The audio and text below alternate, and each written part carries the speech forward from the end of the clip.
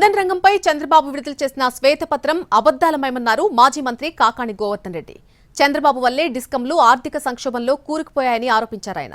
గతంలో రైతులకు సంబంధించి సబ్సిడీ బకాయిలు కూడా చంద్రబాబు చెల్లించలేదని, జగన్ అధికారంలోకి వచ్చిన తర్వాత వాటిని చెల్లించారని గుర్తు చేశారు కాకాణి. ప్రజలకి విద్యుత్ పంపిణీని గురించి తెలియజేయడం కన్నా కూడా జగన్మోహన్ రెడ్డి గారిని విమర్శించడానికి పనిగట్టుకొని ఇది తీసుకొచ్చాడు. ఎందుకంటే ఎప్పుడన్నా ఒక శ్వేతపత్రం విడుదల చేసేటప్పుడు ప్రజలకి దానికి సంబంధించినటువంటి అన్ని విషయాలు సమగ్రంగా తెలియజేయడానికి శ్వేతపత్రాలు విడుదల చేస్తారు. ఆయన వాటికి భిన్నంగా ఆ సాంప్రదాయానికి తిరోధకాలు ఇస్తా జగన్మోహన్ రెడ్డి గారిని, గత ప్రభుత్వాన్ని విమర్శించడానికే వైఎస్ఆర్ కాంగ్రెస్ పార్టీ ప్రభుత్వాన్ని ఆయన పరిమితం కావడం జరిగింది.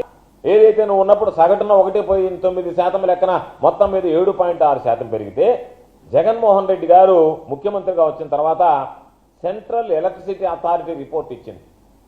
దాదాపుగా జగన్మోహన్ రెడ్డి గారి హయాంలో 25% డిమాండ్ పెరిగింది విద్యుత్ వినియోగాన్ని అందించడం.